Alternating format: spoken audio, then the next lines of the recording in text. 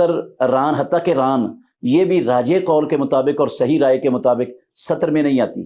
ران کو جن روایات میں سطر قرار دیا گیا ہے ان میں سے کوئی ایک روایت بھی پائے ثبوت کو نہیں پہنچتی، کوئی روایت بھی صحیح سند سے امام الانبیاء سے ثابت نہیں ہے، جبکہ رسول اللہ صلی اللہ علیہ وسلم کے کئی مواقعوں پر آپ کی ران کھلی ہے اور صحابہ نے آپ کی ران کو دیکھا ہے، وہ آپ کے پاس موجود تھے، آپ صلی اللہ علیہ وسلم نے اپنی ران کو نہیں ڈانپا۔ تو یہ دلیل ہے اس بات کی کہ ران اگر کسی کے سامنے کھل جائے تو یہ سطر، مسلمان مرد کی ران اور گھٹنا یہ سطر میں نہیں آتا راجح ترین قول کے مطابق، اس لیے کوئی حرج نہیں ہے۔ جمہور کا راجح مذہب یہ ہے کہ ران جو ہے یہ قابل سطر اعضاء میں سے ہے اور اس کو چھپانا ضروری اور لازم ہے۔ اس پر صریح احادیث موجود ہیں، چنانچہ امام ترمذی کتاب الاستئذان والآداب میں یہ باب قائم کرتے ہیں، اور باب کا عنوان یہ ہے کہ باب ما جاء ان الفخذ عورۃ، یہ باب ہے اس بارے میں کہ ران جو ہے قابل سطر اعضاء میں سے ہے۔ حدیث نمبر 2795 ہے، اس میں جرحد سے روایت ہے کہ مر النبی صلی اللہ تعالی علیہ وسلم بجرحد فی المسجد، نبی کریم علیہ السلام جرحد کے پاس سے مسجد میں گزرے، وقد انکشف فخذہ، اور اس کی ران ظاہر تھی، تو نبی کریم علیہ السلام نے فرمایا قال ان الفخذ عورۃ، کہ بے شک ران قابل سطر اعضاء میں سے۔ ایک روایت میں ہے کہ حضور صلی اللہ علیہ وسلم نے فرمایا اما علمت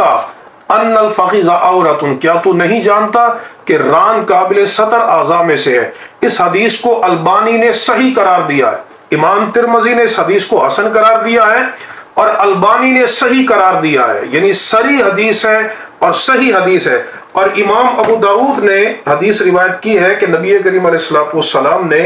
آپ نے حضرت مولا مرتضیٰ علی شیر خدا کو فرمایا، اور اس حدیث کو بھی شعیب نے صحیح لغیر ہی قرار دیا ہے، کتاب الجنائز ہے، اس میں باب فی ستر المیت عند غسلہ، حدیث نمبر 3140 ہے، اس میں یہ بات موجود ہے کہ نبی کریم علیہ السلام نے ارشاد فرمایا حضرت مولا مرتضیٰ علی شیر خدا سے لا تبرز فخذک، کہ اپنی ران کو ظاہر نہ کر، ولا تنظرن الی فخذ حی ولا میت،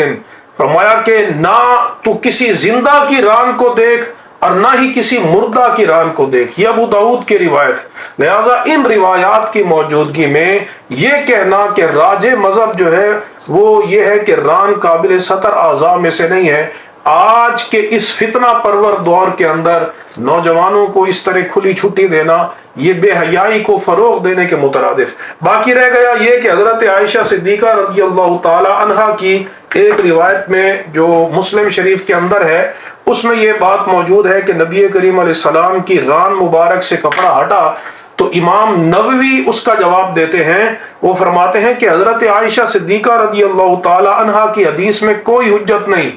اس بات میں کہ ران قابل سطر اعضاء میں سے نہیں ہے، بِأَنَّهُ لَيْسَ فِيهِ حُجَّةٌ عَلَى جَوَازِ كَشْفِ الْفَخِذَيْنِ لِمَا فِيهِ مِنَ الشَّكِّ فِي الْكَشْفِ هَلْ هُوَ عَنِ السَّاقِ أَوِ الرُّكْبَةِ، کہ فرماتے ہیں کہ اس میں شک ہے، حضرت عائشہ صدیقہ کو شک ہے کہ نبی کریم علیہ السلام کی پنڈلی مبارک سے کپڑا ہٹا